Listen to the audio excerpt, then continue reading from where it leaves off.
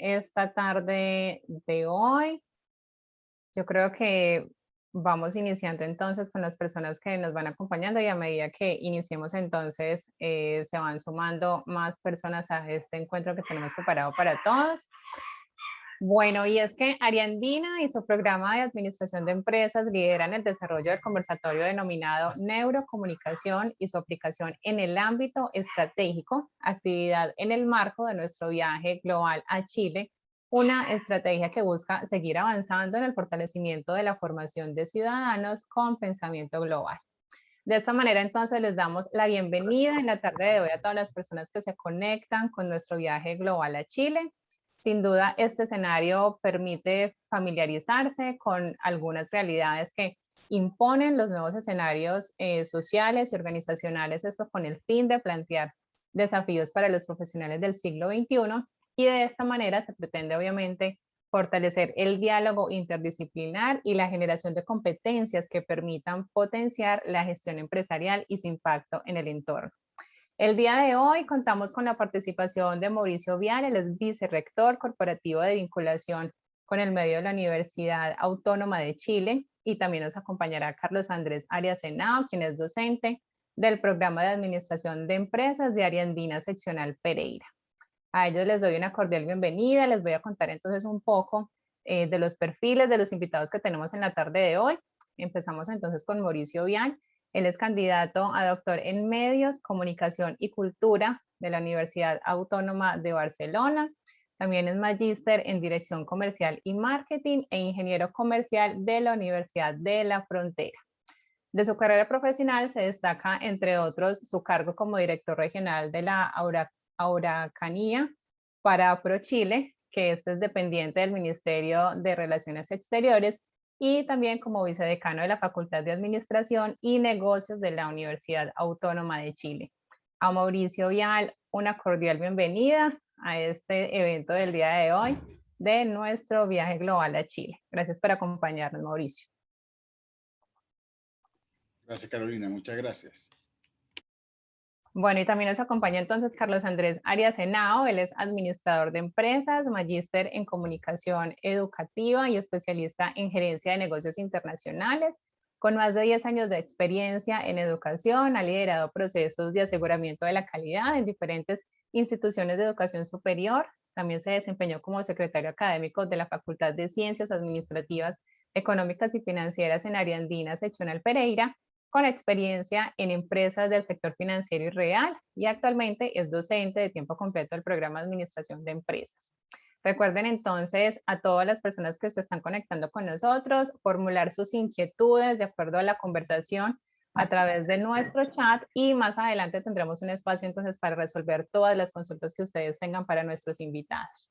Sin dar más preámbulos, entonces los dejo con los invitados de la tarde y que disfruten la conversación. Mauricio y Carlos Andrés, tienen la palabra, bienvenidos. Muchas gracias, Carolina. Bueno, nos organizamos con el profesor Arias para que parta yo, así es que voy a tratar de compartir una pequeña presentación. Si me confirman si están viendo, ¿sí? Así es, la vemos. Ok, bien, bueno. La verdad es que, tal cual decía Carolina, nos vamos a concentrar en un concepto que de repente ha sido más conocido, para luego al final derivar en cómo se llama nuestro conversatorio esta tarde, de neurocomunicación. Y es básicamente un concepto que es nuevo, o no tan nuevo en realidad, nuevo hoy día probablemente en la academia y en muchas publicaciones y en muchos trabajos que se están haciendo ideas acerca de lo que es el marketing, ¿sí? Y básicamente es más bien como yo planteo esta presentación de cómo piensa nuestro próximo cliente, cómo piensa la próxima persona a la quien queremos comunicar, cómo hacemos que esa persona adhiera de mejor forma a lo que nosotros queremos, entre comillas, comunicarle o venderle. Y para avanzar en eso, permítanme, algo pasó aquí, es saber, y más o menos cómo nos vamos a ordenar, es qué es el neuromarketing, el uso del neuromarketing y el trabajo en red. ¿Neuro qué? Dirán ustedes, ¿cierto? Y acá es un tema muy simple. La neurología, la neurociencia en sí, tiene una base central en una cosa que es esencial a cualquier cosa del ser humano, que es que todo lo que pasa, hace, siente o pasa por el ser humano, va en función y se conecta básicamente con el cerebro. No hay forma que otra cosa suceda si no va controlada y es producto del funcionamiento del cerebro. Luego, hay un concepto bastante general que acerca de las neurociencias, que es un conjunto de áreas del conocimiento, tal cual dice aquí, de un montón de ciencias, básicamente que estudian no solamente la estructura y el comportamiento, sino que las funciones, las patologías, los nuevos sistemas nerviosos, la interacción y cómo finalmente ellos se conectan bajo una base biológica, ¿sí? Y que para efectos de nuestro interés en esta tarde, afectan las conductas. Y ahí hay un gran tema. ¿Cómo este comportamiento de nuestro cerebro afecta nuestras conductas? Y que puede sonar una cosa muy básica, pero se conecta también con otra ciencia, que es el marketing, ¿sí? O algunos no le llamarán ciencia, ahí podemos entrar en un debate, pero ¿qué es el marketing en realidad? Ya algunos, y generalmente pasa, probablemente hay un tema semántico ahí, que a veces alguien dice marketing por un letrero que ve, por un spot publicitario que ven en la televisión, por una propaganda que escucha en la radio, etcétera, etcétera. Y generalmente muchas veces la gente relaciona esto a marketing y le dice, este es un buen marketing. Por ejemplo, no sé, más de alguna vez probablemente ustedes lo hicieron. ¿Sí? ¿Por qué algunas empresas, acá hay una pregunta, o algunas ideas, ¿sí? surgen más rápido, son adheridas de una forma más rápido que otras, ¿sí? Y tienen un mayor reconocimiento, un posicionamiento en el mercado, un posicionamiento en la mente de las personas, un posicionamiento, por qué ganan las elecciones ciertos políticos, por qué ganan ciertas ideas, insisto, mejor posicionamiento en el ideario de la gente, colectivo. Y acá hay una pregunta que generalmente se hacen siempre le hago yo a los emprendedores con las asesorías que uno hace y que tienen que responder sí y no a estas preguntas en función de por qué se desarrolla el negocio. ¿Dónde está el negocio? La posibilidad de desarrollo en tu negocio. ¿Está en el producto? ¿Está en cómo rebajan los costos? ¿Cómo manejar los precios? ¿Cómo puedes demostrar ciertas características que tú tienes? ¿El cliente se fija o te elige solamente por el producto? Si solamente te haces estas preguntas, yo les digo a los emprendedores, estás en un problema, ¿sí? Si crees que solamente el desarrollo de tu negocio está aquí, definitivamente estás en un problema. El caballero que está aquí, Kotler, dice y define el marketing, y esto es un tema importante a centrar, a que el marketing finalmente lo que hace es identificar necesidades, ¿sí? Mide, define y cuantifica el tamaño del mercado, ¿sí? Identifica y la ganancia potencial que tienen ciertos mercados. Y eso es un tema central en lo que vamos a ver adelante. Luego, estas necesidades definitivamente son variadas, ¿ya? La pirámide de Maslow, que es la que ustedes están viendo y probablemente ya lo han visto más de alguna vez, tiene ciertos niveles en donde tenemos necesidades básicas de seguridad y protección, necesidades sociales, necesidades de estima y autorrealización, que son las que van definiendo nuestras prioridades, nuestra definición de toma de decisiones muchas veces. Y ojo, estas necesidades muchas veces no son racionales, ¿sí? Por ejemplo, el sentido de pertenencia a veces no es racional. Definitivamente las necesidades emocionales y sociales también probablemente son muy racionales, pero definen nuestro actuar. ¿Ya? ¿Para qué decir de las necesidades básicas? Y entonces, ¿qué pasa con el neuromarketing? ¿Dónde nos encontramos con el neuromarketing? ¿Ya?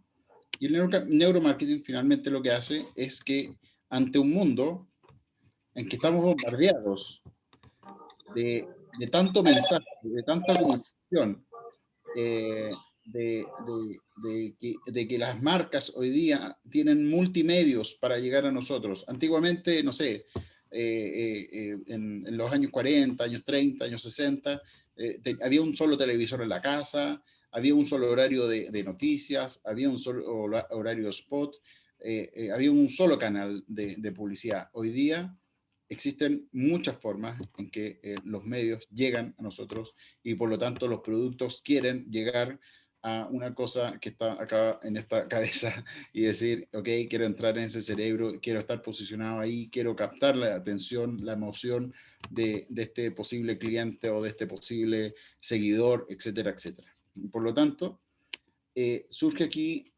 una crisis, ¿sí? Probablemente está muy fea la imagen, pero sufrimos de una alta oferta de información y cuesta procesarla, ¿sí? Definitivamente al cerebro le cuesta mucho procesar esto, pero además les cuesta a aquellos que quieren que esa información entre y sea decodificada de una forma distinta o de la forma en que ellos quieren que tú la decodifiques, viene a ser un trabajo relevante.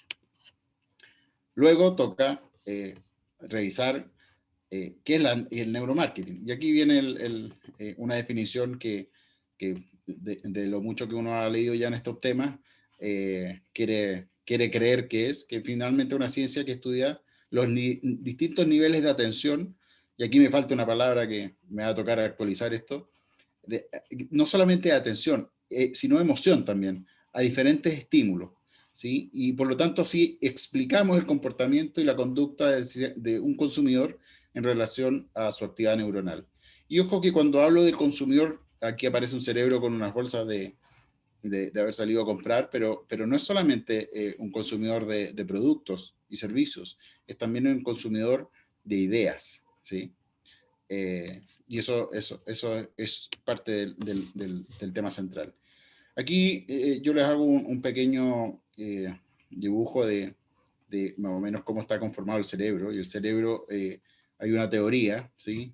Que de repente no muy aceptada por algunos neurocientíficos, pero es la forma más simplificada de explicar más o menos cómo funciona el cerebro y cómo está conformado, en donde explicamos que hay un cerebro reptiliano, que es un cerebro muy básico, ¿sí? Funciona muy primitivamente, y que es el que toma las decisiones de sobrevivencia, por ejemplo. ¿Sí? Luego tenemos un cerebro límbico, que es aquel que es más emocional, ¿sí? Es el más romántico. Y tenemos el neocórtex, que es el cerebro, el estudioso, el que es racional, el que toma las decisiones comparativas, más reflexivo, etcétera, etcétera. Y eso nos arma este cerebro humano que con el cual todos funcionamos. Estas partes están definidas como el cerebro para todos nosotros. Y luego nos vamos a cómo funciona este órgano, ¿sí? En donde probablemente hay un par de ideas que muchas veces para los que están generando mensajes, quieren comunicar, no solamente productos y servicios, no solamente en el área del marketing, sino que también en la neurocomunicación, es entender que el cerebro, lo primero es que en el cerebro el género sí importa, ¿sí? No da lo mismo de quién es el cerebro, ¿sí? Hay diferencias notables en cómo el cerebro de un hombre y una mujer tienen distinta conducta, funcionan de forma distinta, eso es así. Luego el cerebro le gustan las cosas tangibles, ¿sí? Y esto probablemente pasa cuando ustedes van a comprar un seguro, ¿sí? Y en el seguro le tratan de tangibilizar la oferta de este seguro, que es un intangible, ¿sí? Pero lo tratan de tangibilizar con la seguridad y con algún concepto de seguridad. Probablemente les pasan un objeto que representa aquello. Luego, el cerebro es malo para la dispersión de elementos, ¿sí? No le gustan las cosas que no sean concretas, ¿sí? Entonces, falla ahí de repente cuando uno comunica y es muy disperso. Luego, el cerebro también es muy metafórico, ¿sí? Cuando hablamos de entender la profundidad de las cosas, etcétera, etcétera. De repente colocamos un árbol para representar las raíces. Ese simbolismo metafórico el cerebro lo toma muy bien, le gusta aquello. Luego le gustan también las cosas nuevas, ¿sí? Le gusta la novedad, es llamativo hacia las cosas nuevas. Luego, a propósito de la tangibilidad, también el cerebro le gusta más aquello tangible, esta pelea entre el papel y el bits. El papel sigue ganando todavía, ¿ya? Por sobre todo el cerebro le gusta el buen humor, ¿sí? El buen humor genera, además, genera sorpresa, ¿sí? Y genera una buena sorpresa, un efecto de contraste muy bueno. Le gustan las formas orgánicas, las formas redondas, no las formas angulares, ¿sí? Eh, Le gusta completar la imagen, le gusta saber qué viene, pero le gusta imaginárselo. Prefiere imaginarse algo que le mostremos la imagen completa, ¿sí? Keep it simple. Al cerebro le gustan las cosas simples, a propósito de la dispersión de elementos. Le gustan las cosas simples, no quiere complicarse la vida, ¿sí? Y lo otro importante es, los ojos lo son todo. Lo primero es que por el ojo entra uno de los sentidos más sensibles, ¿sí? Pero además el cerebro atiende mucho a una mirada. La comunicación visual y ojo a ojo, cuando uno dice, oye, mírame a la cara cuando me estás hablando, oye, mira cómo es su mirada, etcétera, etcétera, son temas no menores, son temas que obedecen a que para el cerebro toma mucha atención en lo que son los ojos. Y eso más o menos, o sea, a grandes rasgos, más o menos como para poder decir qué cosas le interesa al cerebro. ¿Ya?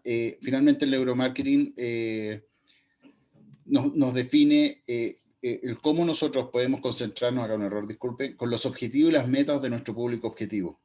Nos permite definir eso, ¿no? Nos obliga a definir eso, a ver cuáles son las emociones que realmente son las que mueven a nuestro público objetivo.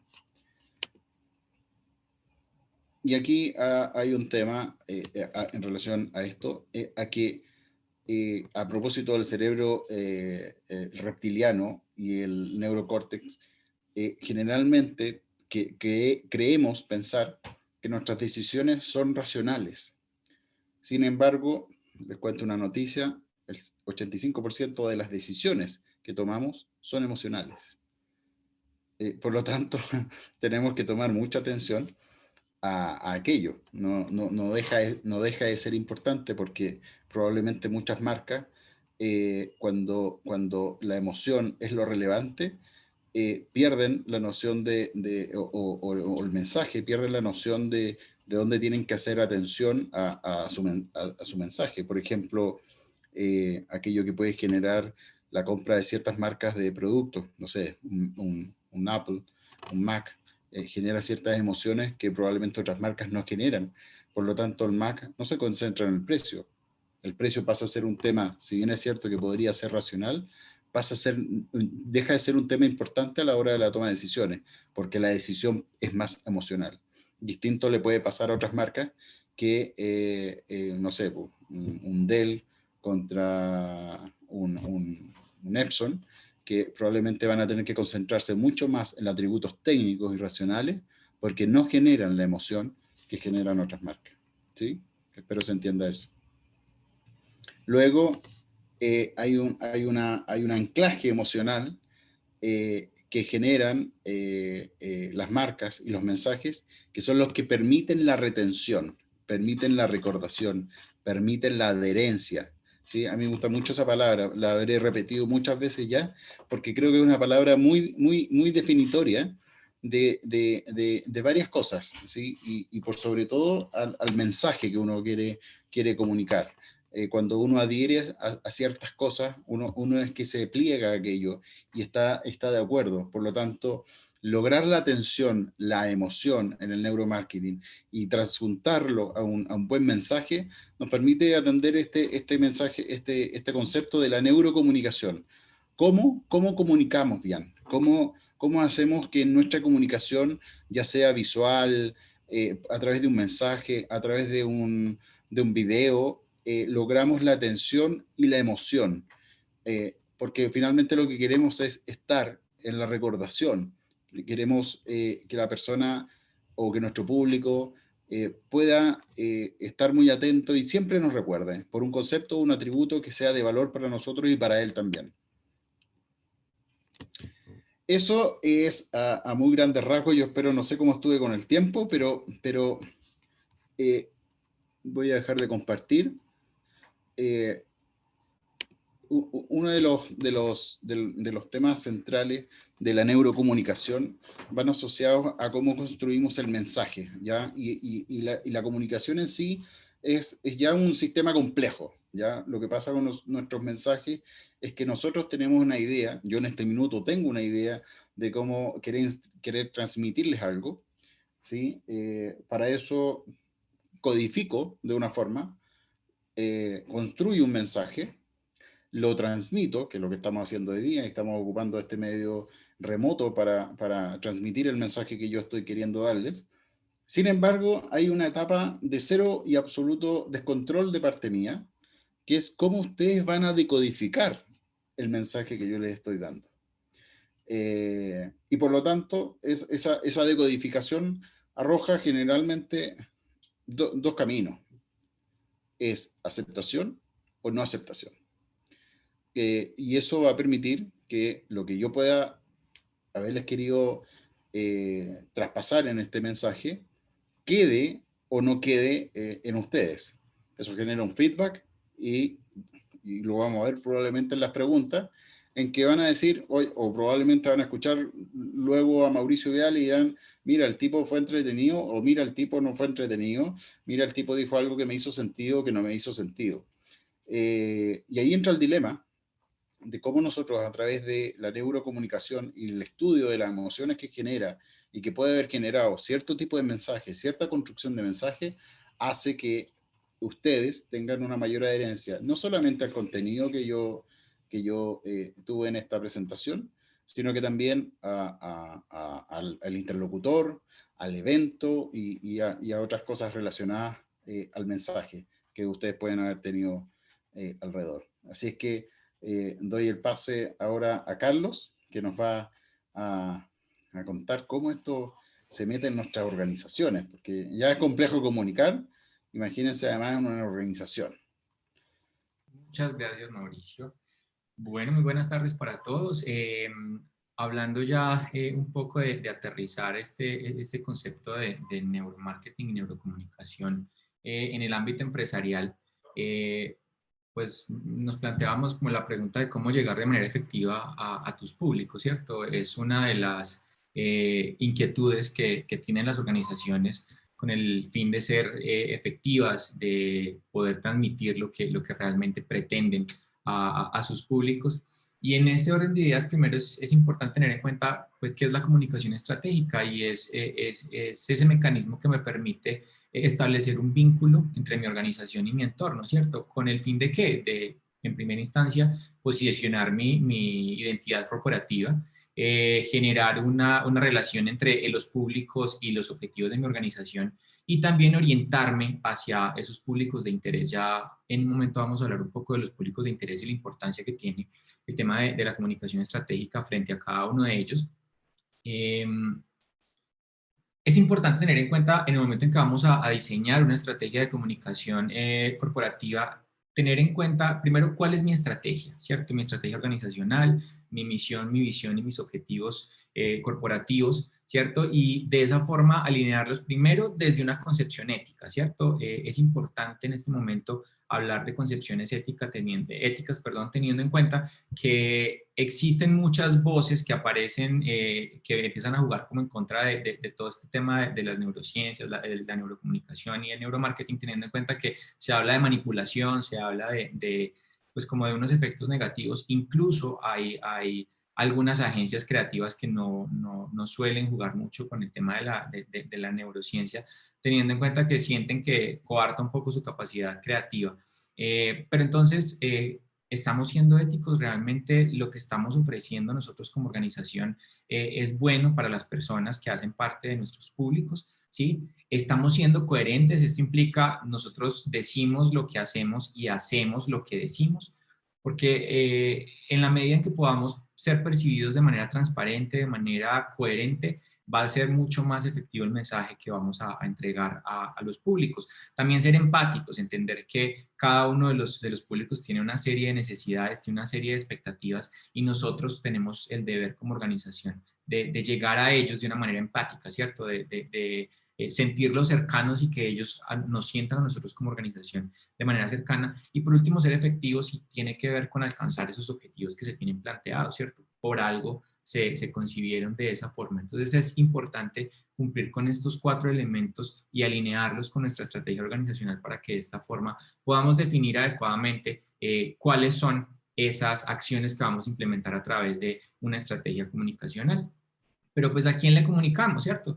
Tenemos unos públicos internos y unos públicos externos. Cada uno de estos públicos tenemos una serie de objetivos diferentes en términos de comunicación, ¿cierto? Y es importante que definamos qué es lo que vamos a comunicar, ¿sí? Y cómo lo vamos a comunicar, cuál es ese objetivo que tenemos con cada uno de nuestros públicos. Realmente no son objetivos genéricos y un error grande que cometen a veces las organizaciones es pensar que el mismo mensaje que envío a mis consumidores es el mismo que le voy a enviar a mis colaboradores, dado que lo que pretendo con cada uno de ellos, tanto a nivel interno y externo, es completamente diferente, ¿cierto? Incluso con nuestros competidores, no siempre la filosofía debe ser acabo con mi competidor, porque en muchas ocasiones pueden generarse procesos de alianzas estratégicas, de desarrollos conjuntos y demás que podrían tener impacto para ambos. Entonces, ¿por qué no pensar en cuál es ese mensaje, cuál es el objetivo que tengo con cada uno de estos públicos y de qué forma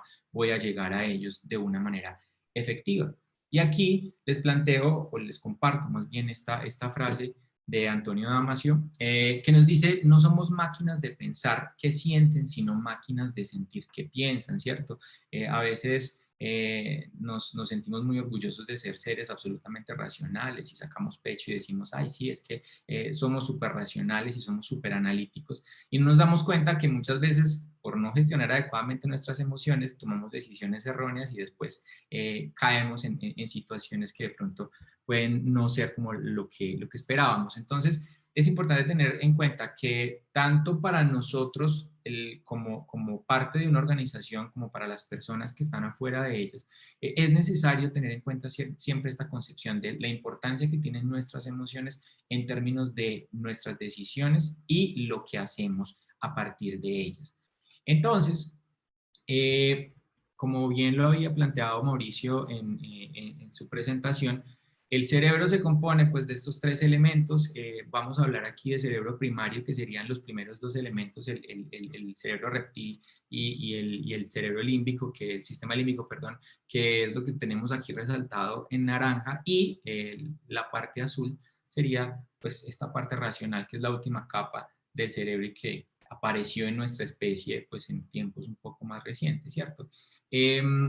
Por lo general, cuando nosotros vamos a dar un mensaje, debemos en primera instancia atacar al cerebro primario, dado que existe algo que se llama el efecto bottom-up, que lo que pretende o lo que hace más bien es que tú tomas decisiones porque el cerebro reptil está preparado para tomar decisiones rápidamente. Como bien lo dijo Mauricio, es el que se encarga de todos los temas de sobrevivencia, entonces es un cerebro que acciona rápidamente, no se para a pensar qué es lo que va a pasar, porque pues mientras se pone a pensar qué es lo que va a pasar y qué decisión va a tomar, pues puede que ocurra algo. Pasó el león y se comió a la persona, ¿cierto? Entonces, accionamos y nos movemos rápidamente. Posteriormente lo que hacemos es que el cerebro racional trata de construir todos los argumentos a favor de esa decisión que tomamos. Entonces muchas veces, no sé si de pronto les haya pasado, seguramente sí, vemos alguna pieza publicitaria o vamos por un centro comercial, vemos algo en una vitrina y pues simplemente sentimos que nos gusta, nuestro cerebro nos dice accione, vaya, compre ese producto, miramos si no tenemos efectivo, entonces pues miramos la cartera, tenemos una tarjeta de crédito y entonces tarjetazo, bueno, cuando nos vamos para la casa, usualmente ¿qué hacemos? Empezamos a armarnos dentro de nuestra cabeza todas las justificaciones de por qué sí valía la pena pasar el tarjetazo, por qué sí era necesario asumir ese compromiso, porque realmente sí era importante ese producto. Usualmente no hacemos el proceso de la forma contraria, ¿cierto? No es muy común que nos pongamos a pensar primero por qué sí vamos a tomar esa decisión y después la tomamos. Entonces, esto ocurre en muchos escenarios, ¿cierto? A veces nos equivocamos al momento de comunicar porque pretendemos dar un montón de información que a veces resulta innecesaria, ¿cierto? Porque lo cierto del caso es que nuestro cerebro racional es muy racional, pero es muy perezoso. Entonces le cuesta a veces como tenerse que poner a enfrentar a un montón de información. Les pasa de pronto a quienes se tienen que enfrentar a un libro de muchas páginas, cuando vemos que hay muchas páginas decimos, uy, qué pereza. Ese es nuestro cerebro racional que nos está diciendo, qué pereza, ¿cierto? Entonces, si hay otro motivo, otro motivante que nos lleva a tomar esa decisión, pues es nuestro cerebro primario el que lo hace y posteriormente construimos esos argumentos. Entonces, esto es un elemento que es importante para entender un poco cómo funciona todo el concepto de neurocomunicación. Atacamos los elementos más básicos de nuestra condición humana, que son nuestras emociones y nuestros impulsos, y a partir de esto, pues entonces generamos decisiones teniendo en cuenta lo que pretendemos con cada uno de esos públicos objetivos. ¿Listo? Hay que tener en cuenta algunos constructos, ¿cierto? Somos seres sociales, seres que se construyen a sí mismos dentro del lenguaje, dentro de la comunicación, y adicionalmente, pues nuestras emociones empiezan a jugar un papel bastante importante en todo lo que hacemos en el día a día. Entonces, en primera instancia es importante tener en cuenta que hay algunos estímulos que tienen una orientación positiva y otros otros impulsos que tienen una orientación negativa. Esto tiene que ver con la valencia emocional y es hacia dónde se dirige mi emoción con base en determinado impulso. Y es importante que cuando estemos diseñando un mensaje, definamos pues qué tipo de estímulo pretendemos darle a ese público para poder jugar con su valencia emocional. La utilidad emocional tiene que ver un poco con lo que yo gano, lo que yo recibo a partir de ese estímulo, ¿cierto? Si una organización pretende comunicarme algo pensando que mi valencia va a ser positiva y resulta que no, porque hay diferentes estímulos que pueden jugar de manera diferente en las personas, en el momento en que yo recibo el mensaje, lo primero que digo es, ¿esto me es útil o no me es útil? Si la respuesta es no me es útil, pues el mensaje no me va a impactar de una manera positiva. Y la codificación emocional tiene que ver un poco con, después de que ya viví la experiencia, cómo fue mi experiencia. Yo tomé la decisión de adquirir ese producto. En el momento en que utilicé el producto, pues resulta que mi experiencia fue negativa. Yo dije, pues me arrepiento, yo por qué compré esto, perdí mi dinero, perdí mi tiempo y perdí todos los argumentos que construí. Entonces, ¿qué va a pasar? Que después, por más que esa fuente me vuelva a decir, mire, es que hemos mejorado, hemos hecho cosas, probablemente pues lo que va a ocurrir es que yo voy a decir, pues no me voy a volver a arriesgar, no voy a volver a tomar esa decisión porque ya quedé con una codificación emocional negativa. Entonces es importante que, como les había dicho, hay que ser coherentes, tratar de que estos tres elementos pues jueguen a nuestro favor para que de esta forma nuestro público objetivo pues tome las decisiones que nosotros pretendemos. También es importante tener en cuenta algunos estímulos pues con los que jugamos y que son importantes para nuestro cerebro. En primer lugar, somos absolutamente egoístas, ¿cierto? Y como somos egoístas, siempre vamos a pensar en cómo voy yo, ¿cierto? El CBY, cómo voy yo, cómo me veo afectado de manera positiva, qué es lo que yo voy a ganar si yo no siento en ningún momento que una organización se está comunicando conmigo porque me está ofreciendo algo que es de mi interés, lo más probable es que voy a hacer caso omiso a ese mensaje, no me va a interesar, ¿cierto?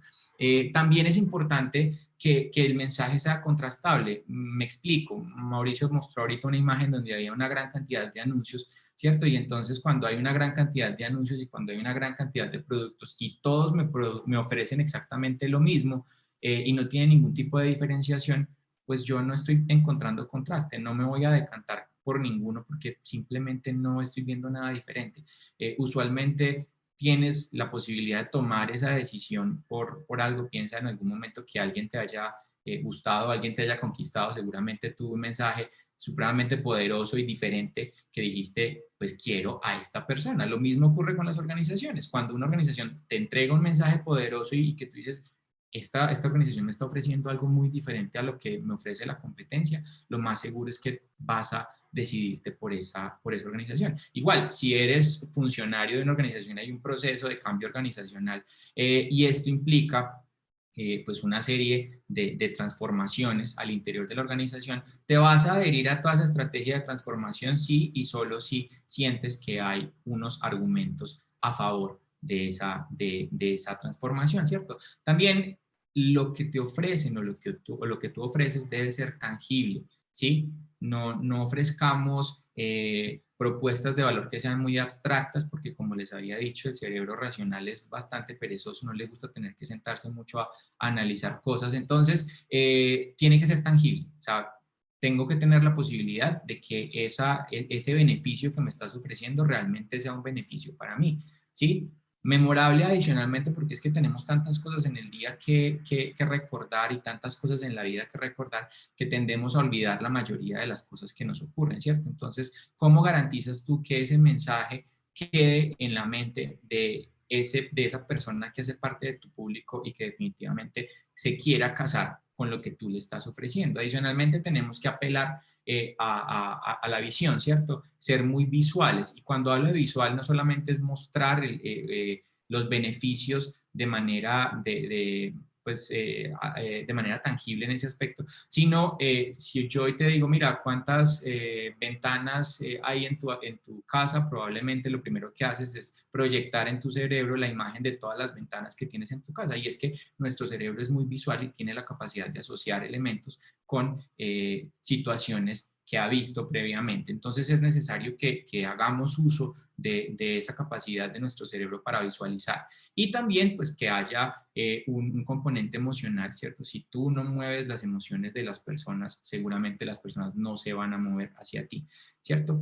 Ocurre en todos los escenarios. Si en algún momento a ti te dicen, ven, es que tenemos esta apuesta de cambio o esta apuesta de transformación o este proceso o esta situación determinada o este producto y no te mueve a partir de estos 6 estímulos, lo más probable es que no vas a tomar decisiones enfocadas hacia eso que te están proponiendo. Entonces, importante cuando definimos nuestros objetivos comunicativos tener en cuenta estos elementos. ¿Cómo voy a garantizar que el mensaje sea personal, sea contrastable, sea tangible, sea memorable, visual y adicionalmente que tenga un componente emocional bastante fuerte? Entonces, una vez que ya tenemos esto definido, ¿qué vamos a hacer? Es importante tener en cuenta algunos elementos como diagnosticar el pain. Y cuando hablamos de diagnosticar el pain, todas las personas tenemos una serie de inconformidades, situaciones que nos han marcado, que nos han dolido, que de pronto de una manera negativa nos han impactado en algún momento.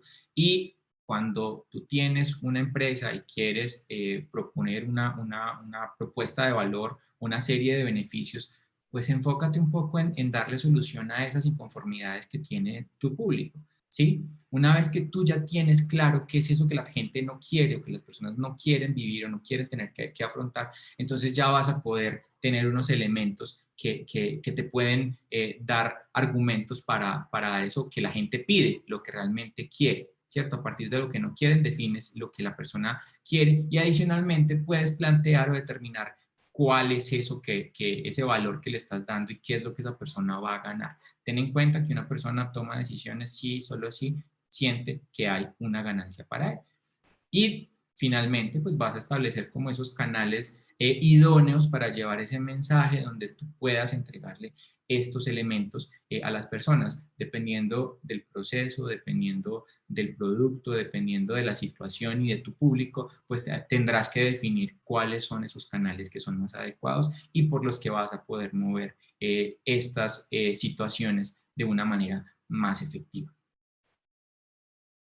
Y pues por último, tener en cuenta algunas de las leyes de la influencia que nos entrega Robert Cialdini, donde nos habla un poco de la prueba social. En la medida en que varias personas o muchas personas estén aceptando un producto, un servicio, una decisión, un proceso, es mucho más factible que haya una adherencia por parte de otras personas, ¿cierto? Usualmente nos gusta actuar en masa, nos gusta ligarnos como a lo que los demás hacen, de ahí que hay productos que se vuelven muy populares y entonces todo el mundo los quiere tener, ¿cierto? Entonces la prueba social es importante, ¿cierto? Adicionalmente, que la consistencia y el compromiso. Recuerda que una vez que tomas una decisión, te da mucha flojera, te da mucha pereza tener que retractarte. Entonces, usualmente lo que hacemos es que tomamos esa decisión y tratamos de ser coherentes con esa decisión que tomamos, asumimos un compromiso, ¿sí? Pero adicionalmente es necesario garantizar reciprocidad. Esto implica que las personas solamente se van a mover y solamente se van a sentir influenciadas si creen que están recibiendo algo en cambio de eso que están entregando, ¿cierto? Nadie va a decir yo voy a actuar porque sí, no estoy esperando nada, nada de nadie, perdón, eso no ocurre, ¿cierto? Suena muy bonito en el discurso, pero en realidad siempre estamos esperando algo. Ser empáticos, preocuparnos de manera genuina por el impacto que está teniendo nuestro mensaje y por el beneficio que el público al que estoy atendiendo, al que estoy pretendiendo impactar, perdón, va a tener. Adicionalmente, tener en cuenta que en la medida en que tengamos autoridad, eso implica reconocimiento, considerar que hay experiencia, considerar que hay confiabilidad, pues esto nos va a dar un mayor impacto frente a esos públicos a los que pretendemos atender. Y por último, el sentido de escasez, ¿cierto? En la medida en que hayan temas que no sean ilimitados, en la medida en que nuestra propuesta no sea una propuesta genérica y las personas puedan encontrar que realmente nuestra propuesta y nuestro mensaje tiene esa connotación de si no tomo la decisión ahora, pues entonces más adelante no la voy a poder tomar, pues lo más probable es que no vamos a tener el mismo impacto. Entonces, importante tener en cuenta estos elementos con el fin de garantizar esa efectividad en nuestro mensaje. Tener en cuenta que el cerebro pues realmente es quien toma las decisiones. Nosotros realmente al final muchas veces no nos damos cuenta de en qué momento la tomamos, pero en la medida en que tengamos esa posibilidad de definir estos elementos y acompañarlos de una buena estrategia de comunicaciones, seguramente vamos a ser mucho más efectivos en aquello que nosotros pretendemos. Entonces,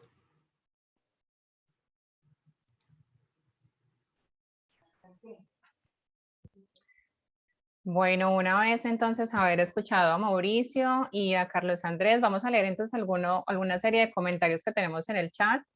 Ahora, Carlos Andrés, cuando mencionabas aquello de ser impulsivos un poco, cuando vemos algo que nos gusta, el tarjetazo, se generaron algunos comentarios. Voy a proceder a leerlos. Acá David Tamayo nos indica que cada vez que quieras comprar algo que crees que necesitas, no lo hagas de inmediato.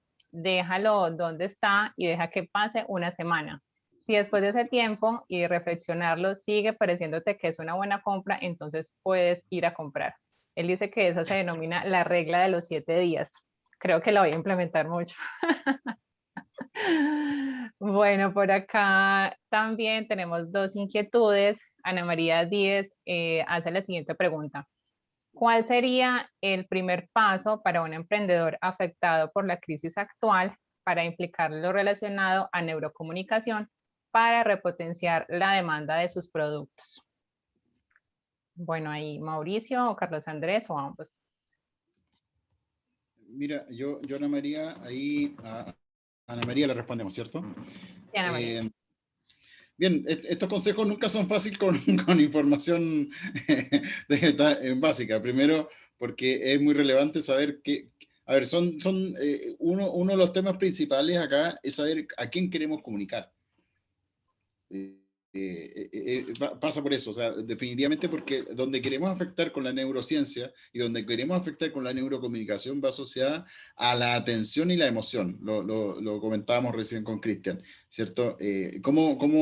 No solamente basta con decir cómo voy a aplicar neurocomunicación, sino que es muy de saber cuál es la emoción que puede generar un cambio de conducta o que puede generar atención y emoción a ese público. Por lo tanto, a Ana María yo le diría, lo primero es saber quién es su público, que ella pueda definir su público. De repente uno tiene pensado en que su público es este y la verdad es que el público está siendo este. Entonces toca hoy día hay herramientas que nos permiten poder definir probablemente con el tema de la neurocomunicación acerca del mensaje que le voy a enviar para que me responda. No sé qué es lo que vende ella, no sé si vende un servicio, compra un producto, pero probablemente el mensaje que ella construya debe ser un mensaje en donde pueda a propósito del consejo que decía la otra persona, que decía, oye, de la regla de los 7 días, ¿cierto? Bueno, lo que busca la neurocomunicación es básicamente, y el neuromarketing,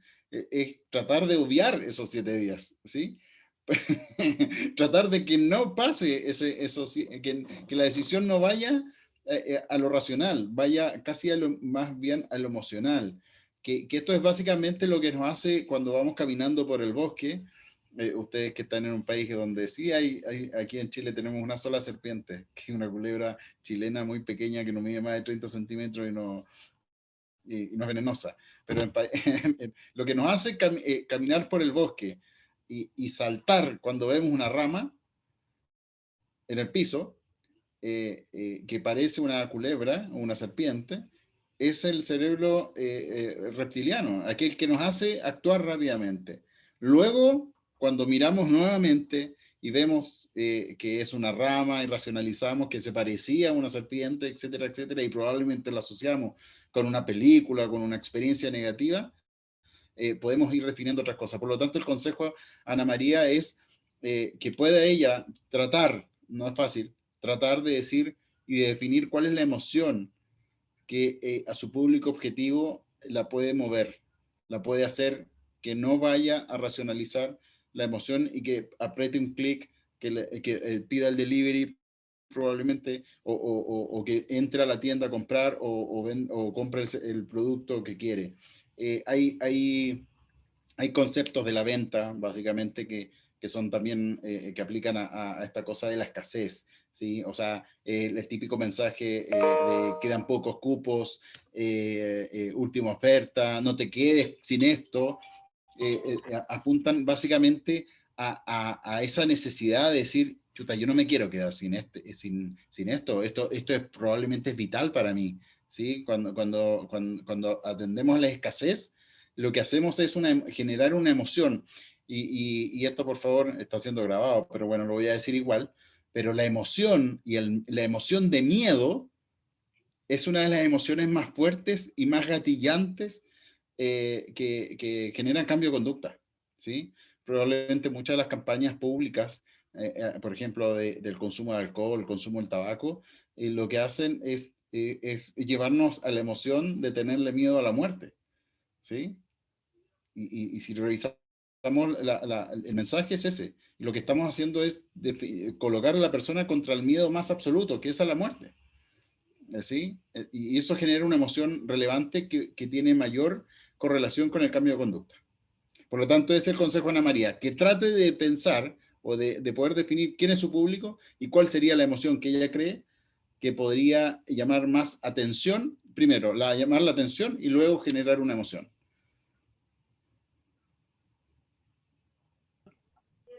Carlos Andrés, ¿quieres complementar algo? ¿O seguimos con la siguiente? Yo diría rápidamente que es importante conocer dentro de esa escala de necesidades que tienen nuestros consumidores, qué emociones están ligadas a esas necesidades que estamos atendiendo con nuestro producto o con nuestro servicio, ¿cierto? En la medida en que tengamos claro y conozcamos bien como cuáles son esas características de mi consumidor, pues voy a poder generar mensajes poderosos que permitan llegar a esas emociones, ¿cierto? Básicamente sería como ese mi aporte.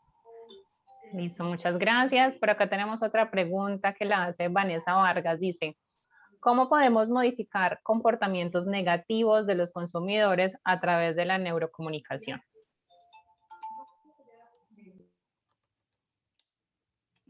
A Vanessa, ¿me escuchan? Sí.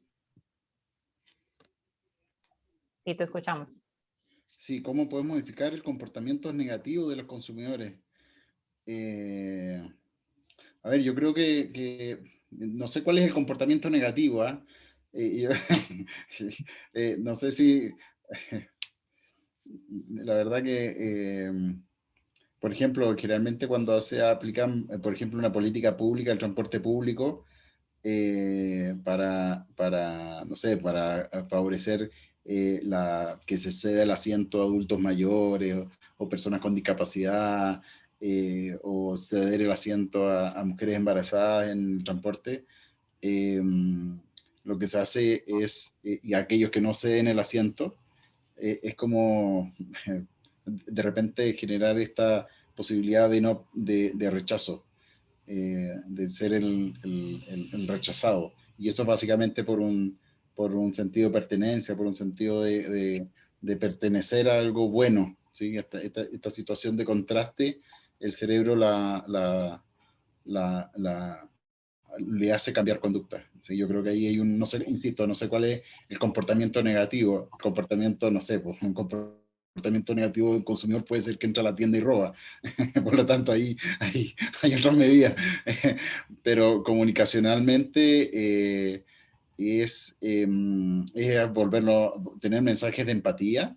¿Sí? Yo creo que eso es importante, que generan emociones. Yo vuelvo ahí al tema de cómo poder identificar esa emoción. Depende mucho cuál es el comportamiento negativo que queremos eliminar. ¿Sí? Hay temas de, por ejemplo, un comportamiento negativo puede ser el botar basura en la vía pública, y bueno, hay distintos tipos de campaña, de mensajes gráficos, eh, de texto también, por ejemplo, el típico, aquel no es más limpio el que limpia más, sino el que ensucia menos, etcétera, etcétera, que hacen que la persona se vea culpada. Vuelvo a decir esta emoción de sentirse mal, de sentirse atacado, hace que, que tú no quieras estar ahí. Yo pensaría que para complementar existen pues diferentes escenarios, ¿cierto? Y todo se basa en la coherencia que habíamos hablado en algún momento. Puede darse el escenario donde tú generaste un mensaje supremamente poderoso que hizo que las personas accedieran de manera masiva a tu producto o a tu servicio, pero que su experiencia haya sido negativa, entonces pues a la larga vas a tener ese comportamiento negativo de pues simplemente no quiero tener nada que ver con este producto, con este servicio. Y el otro podría ser que tu mensaje no fue lo suficientemente poderoso y entonces precisamente por eso las personas no están accediendo a ese producto o a ese servicio. Es importante hacer una medición pues de cuál es la experiencia, el nivel de experiencia que tienen las personas tanto con tus mensajes como con tus productos y servicios para que puedas realmente llegar hasta ese punto en el que estés siendo coherente y estés ofreciendo lo que realmente la gente espera recibir. Bueno, yo estoy también acá tomando nota muy juiciosa.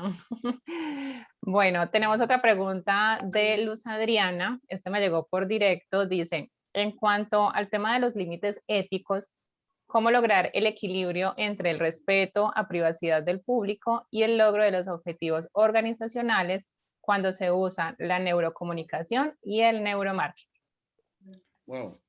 Ese es el gran debate, ese es el gran debate, ¿ah? De fondo del neuromarketing, siempre ha sido, porque efectivamente es una herramienta poderosa. A ver, esto es como, capaz que aquí se me va a caer el carnet. Decimos aquí en Chile cuando a uno se le cae el carnet, porque en el carnet está la fecha de nacimiento, entonces dice la edad, y probablemente voy a decir mi edad con esto, pero de los superhéroes el que mayor poder tiene es aquel que lee la mente. No es ni Superman, no es ni Batman, ni nadie. Es el que puede leer la mente.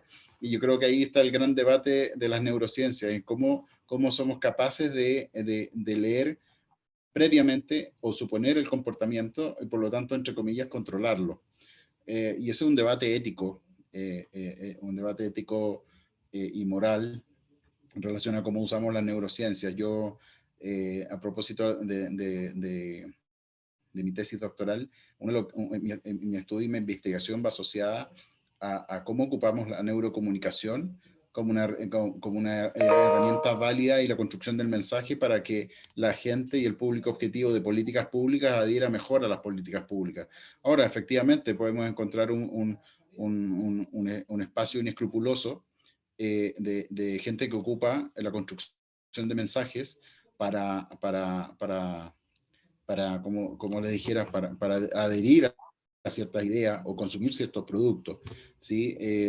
Cuando en Chile hubo un terremoto el año 2010, los grandes productos que se vendieron fueron todos aquellos que apuntaban a la sobrevivencia, ¿sí? Entonces uno ahí puede decir que no te pille, no sé, hubo un terremoto y muy seguido un maremoto donde murió mucha gente. Y el terremoto fue uno de los terremotos con registro más fuertes en el mundo. Entonces, se ralentizó por mucho tiempo, hubo permanente un miedo increíble de la gente, y eso definió conductas de consumo, de viviendas en altura. La gente dejó los departamentos en altura, aumentó el consumo de las casas, por lo tanto, las campañas de la inmobiliaria fueron muy apuntadas a aprovechar ese miedo que había para definir el consumo de ciertos productos. Por lo tanto, ahí efectivamente es un debate ético y moral. Yo creo que ahí es una discusión de poder hacer un buen uso de la herramienta. Definitivamente. Nadie está... Yo puedo agarrar una silla y con una silla matar a alguien a sillazos, pero no por eso las sillas deben ser prohibidas. Yo creo que frente al dilema ético, lo básico es no engañes a tu público, ¿cierto? Si le estás ofreciendo algo es porque realmente estás dispuesto a cumplirlo. Y pues me voy a remitir un poco como a los escenarios políticos en Latinoamérica en general, ¿cierto? Donde se utilizan muchas estrategias de neurocomunicación en los momentos en los que se está haciendo campaña política y son muy efectivos, ¿cierto? Cuando tenemos al candidato que es chévere, que juega fútbol, que toca guitarra, que canta, que abraza a la gente. Entonces estamos jugando con sus emociones y estamos mostrándole unas situaciones, ¿cierto? Adicionalmente, entramos a jugar con el miedo de si me eliges a mí, pues entonces no vas a caer bajo, si me eliges a mí, entonces no vas a encontrarte con el peor escenario. Pero que nos encontramos que cuando sube el candidato, pues su propuesta de valor era toda una farsa y pues realmente todo lo que dijo que no iba a hacer y todo lo que dijo que iba a hacer, pues no se cumple. Entonces, lo mismo ocurre con las organizaciones. Cuando tú tienes la firme intención de engañar a tu público y de no cumplir con aquello que estás ofreciendo, pues no estás actuando de una manera ética. Y puede que de pronto ganes adeptos de manera temporal, pero pues a la larga vas pues se va a volver como una bola inmensa de nieve que hacer increíble. Así es. Bueno, tenemos por acá un comentario de Isabela Bermúdez. Ella nos dice felicitaciones por las presentaciones. Me aclararon muchas dudas respecto al tema de neuromarketing y nos hace la siguiente pregunta.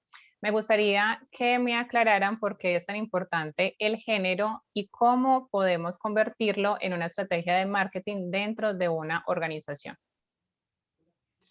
Bien, bueno, a ver, es importante por un tema fisiológico. Esto no, por favor, no quiero entrar en ninguna discusión de género, de que es por un tema fisiológico. La conformación del cerebro es distinta en el hombre y la mujer, básicamente porque hay una parte del cerebro, que es la amígdala, en donde un lado, el derecho, y el izquierdo, la amígdala, está desarrollado de distintas formas, y por lo tanto la mujer es mucho más sensible a experiencias negativas que el hombre.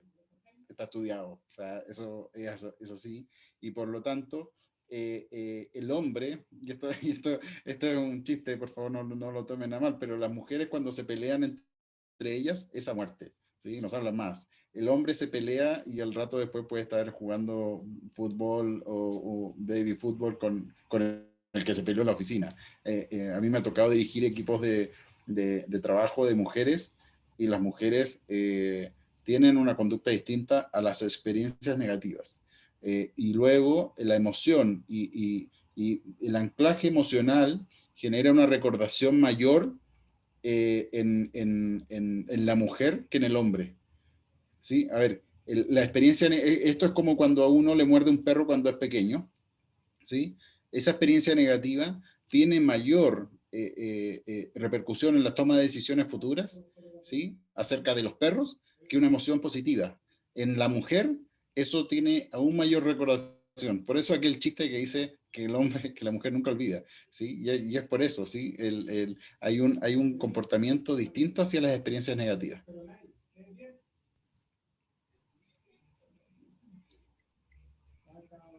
¿Continúo?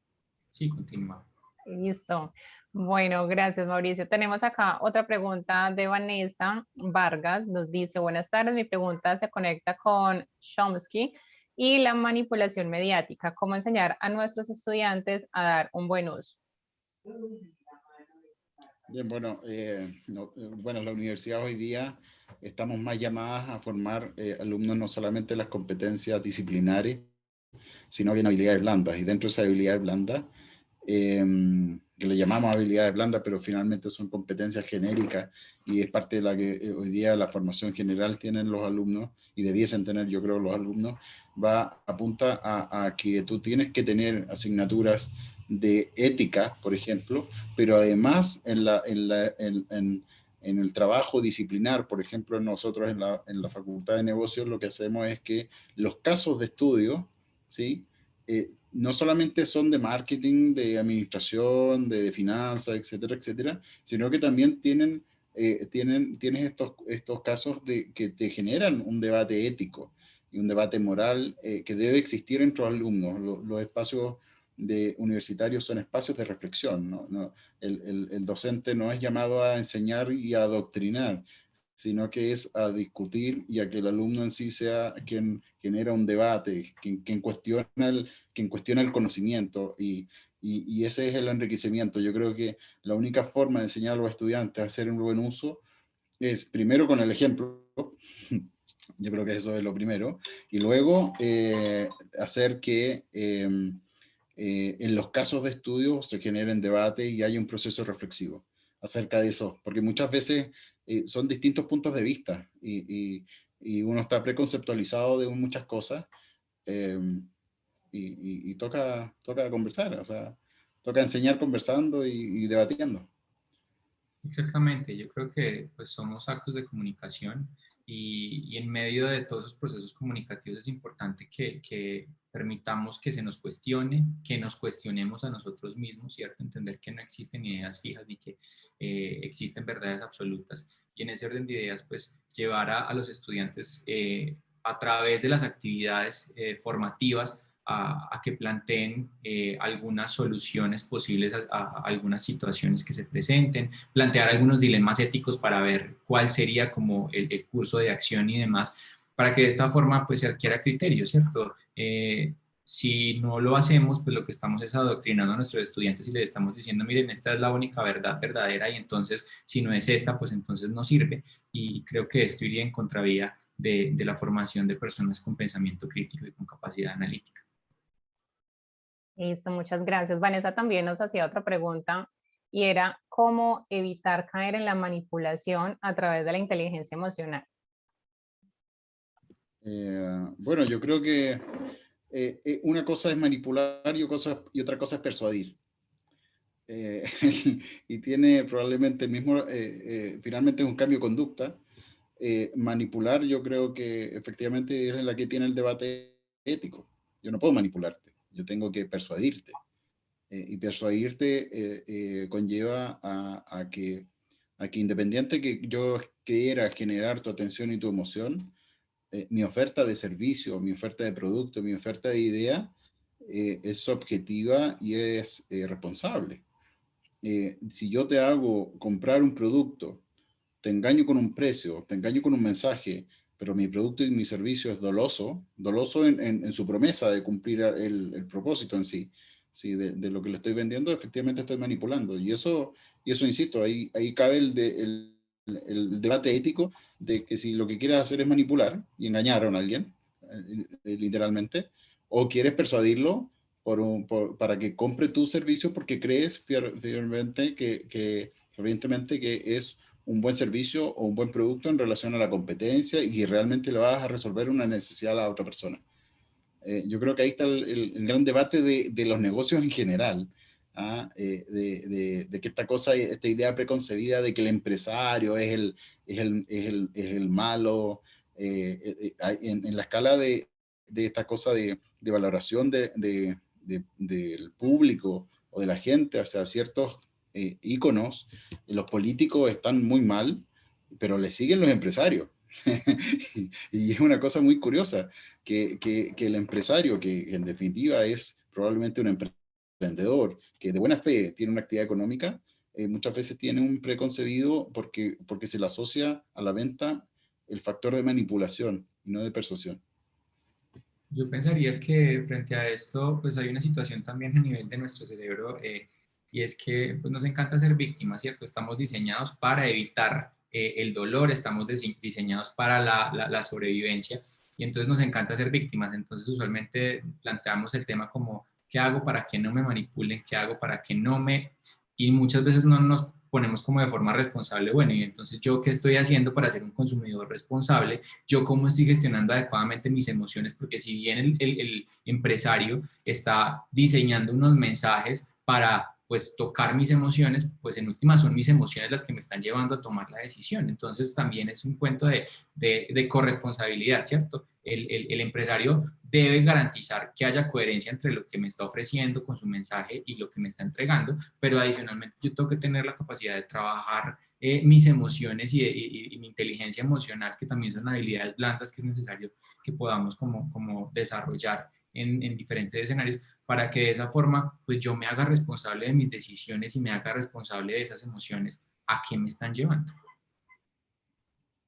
Así es. Bueno, Mauricio y Carlos Andrés, tenemos más inquietudes. Por acá Karen Becerra nos dice, yo tengo un negocio que siempre he querido abrirlo a diferentes segmentos, pero solo sigo llegando a mujeres. ¿Cómo puedo generar ese cambio a partir de la neurocomunicación? Bien, yo creo que hay un mensaje muy claro que es que muchas veces el emprendedor falla de pensar que crea un producto eh, y, y- y- y no toma y va a tener un cliente porque él definió que va a tener ese cliente. Y ella, Karen, da un mensaje muy claro. Solo sigo llegando a las mujeres. La pregunta es, quizás estás diseñando un producto que es para las mujeres. Y son las mujeres las que le están tomando el mejor atributo. No basta solamente con que yo quiera definir un producto, sino que a quién le estoy resolviendo la necesidad hoy día con mi producto o mis servicios es a la mujer. Por eso te está llegando ese público. ¿Sí? Y esto pasa por como cuando uno define en el McDonald's quién es el consumidor y quién es mi cliente. ¿Sí? Y esos son dos personas distintas. ¿Sí? El que paga es el padre, pero el producto está diseñado para el niño. La cajita feliz está diseñada para el niño. ¿Sí? Y esto es igual que el colegio. El que paga es el padre, el que elige es el padre, pero el producto está diseñado para el hijo, para el estudiante. Y en el caso de Karen, yo la invitaría a que haga esa reflexión primero, antes de definir a qué público está llegando, a quién quiere llegar y qué está haciendo ella hoy día para que generar atención, emoción y retención por parte de su público femenino, que es donde está llegando hoy día. Ahora, probablemente al otro público que quiere llegar no puede solamente gatillar un tema de neurocomunicación. Esto pasa también por el producto y servicio que está entregando, que definitivamente, por lo que ella dice, está llegando a mujeres. Así que uno no basta con definir un cambio en el mensaje para que empiece a llegar a otro público. Es un tema de todo. De ahí venimos a una teoría más del área de marketing, que es definir el producto base, el producto ampliado, y en el producto ampliado de repente los mensajes no son solamente eso lo que tenemos que abordar. Hay un tema más profundo ahí. Dice Karen que son camisas y que de hecho cambió colores en el local pensando en los hombres, pero que no funcionó. Bueno, capaz que la tienda llama a que entren mujeres y no hombres. Capaz que la iluminación, el color, la vitrina, no sé, hay muchos factores. En el desarrollo del punto de venta también juega un tema importante el neuromarketing y la neurocomunicación. Hay conceptos denotativos del espacio que son relevantes a ciertos públicos ella, perdón, acaba de escribir, es difícil pensar como hombre. No, no puedes pensar como hombre. Definitivamente no vas a pensar como hombre. Por lo tanto, quizás te conviene hacer un focus group y preguntarle a un par de hombres por qué no entran a tu tienda. ¿Sí? Eso de repente es lo más fácil. Sacar información de primera fuente, y si quieres llegar a hombres, tienes que estudiar a los hombres. No puedes tú creer, pensar como hombre. Así es, bueno, ahí a Karen le dan entonces una muy buena metodología, que es un focus group y revisar entonces, como dice Mauricio, qué es lo que pasa. Carlos ¿Cuál es Andrés, el ¿vas a atributo de agregar algo? valor? Ojo, ¿cuál es el atributo de valor? Muchas veces cuando diseñamos productos y servicios nos olvidamos de que aquellas cosas que generan un atributo de valor son lo que pueden decidir mi compra, ¿sí? Dónde, cómo nos vamos posicionando. Esto pasa mucho en los autos, cuando uno dice, oye, ¿qué auto te quieres comprar? ¿Qué auto para ti es importante? Todos vamos a decir Mercedes-Benz, probablemente, ¿sí? Ahora, si queremos el atributo de seguridad, ¿cuál es el auto? Volvo. Bueno, pero yo quiero versatilidad y quiero economía, quizás un Nissan, un Chevrolet. Hay atributos distintos. Si yo voy a comprar un Mercedes-Benz, no me voy a preocupar de la economía. No voy a preguntar por el consumo de ese vehículo. Estoy preocupado de otros atributos, de lujo, de prestigio. Son otros atributos los que yo asocio a esa marca. ¿Sí? Por lo tanto, el estudio de aquellos atributos que generan atención y emoción son los que toca definir aquí. Tener en cuenta también elementos culturales y emocionales que de pronto pues marquen de alguna forma lo que ha sido la historia de mi marca, ¿cierto? Adicionalmente tener en cuenta que pues efectivamente cuando yo voy a sacar una línea, pues puedo correr también un riesgo cuando mi marca ha sido percibida como una marca para mujeres históricamente, pues puedo correr un riesgo en ese momento y es que pues no se entienda adecuadamente el mensaje, tener en cuenta que si bien los hombres y las mujeres consumimos los mismos productos, en muchas ocasiones, pues los elementos que nos motivan son diferentes, ¿cierto? No es la misma motivación la que lleva a una mujer a un spa que la que lleva a un hombre a un spa, ¿cierto? Si bien las mujeres, por ejemplo, dicen, ay, voy para el spa, usualmente el hombre es más reacio, decía, ay, voy para el spa. Entonces, en ese aspecto, por ejemplo, prima un poco el tema de confidencia, de confidencialidad, perdón, de no me vayan a ver, de ojalá no vayan mujeres porque me voy a sentir un poco incómodo si llego ahí y veo que hay muchas mujeres esperando el turno. Igual, por ejemplo, si tú ves un champú, es un champú y por lo general la diferencia tiene que ver con aspectos relacionados con el mensaje que entregan porque no te venden lo mismo champú para un hombre que champú para una mujer. Teniendo en cuenta esos motivadores. Entonces sí es importante la herramienta que plantea Mauricio, siempre la investigación de mercado y ese tipo de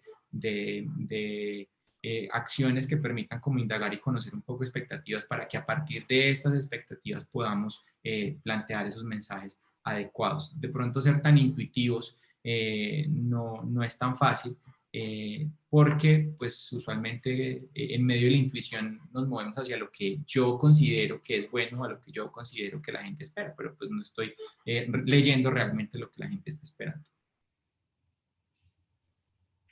Bueno, Mauricio y Carlos Andrés, sin duda un tema que nos podríamos quedar acá, yo creo que toda la semana hablando al respecto, tiene mucho para ahondar, pero bueno, el espacio ya se acabó el tiempo, también ya se acabaron las preguntas, pero muchas gracias de verdad, Mauricio y Carlos Andrés, por participar esta tarde. A todos también los invitamos a seguir obviamente conectados con las diferentes actividades que se tienen planteadas en nuestro viaje global a Chile, para que estén muy, pero muy atentos a todas las convocatorias, que hay una agenda muy interesante entonces para seguir explorando. De verdad que muchas gracias también a todas las personas que se conectaron. Esta también queda grabada, la vamos entonces también a compartir para que obviamente sigamos haciendo difusión de estos temas tan interesantes. Nuevamente, muchísimas gracias y bueno, nos vemos en una próxima oportunidad. Carolina, muchas gracias por la invitación, un gusto y siempre disponible. Agradecer a Argentina por esta invitación y a todos los que se conectaron. Esperamos no haber, aquí en Chile decimos no haber sido latosos. No sé si es lo mismo allá, pero es como aburrido, ¿sí? Así que espero no haber sido latoso. Agradecer a todos los que participaron y hicieron posible esta actividad. Y saludos desde Chile. de la Universidad Autónoma de Chile. Bueno, muchísimas gracias también, Carolina, y muchas gracias, Mauricio, por ser tan buen compañero de equipo. A todo el equipo de Ariandina que permitió pues este espacio, y a todos los asistentes que pues, nos acompañaron durante este espacio. Esperamos que haya sido bastante productivo para ustedes como fue para nosotros. Claro que sí, que tengan un feliz resto de día. Un abrazo para todos. Gracias, que estén bien.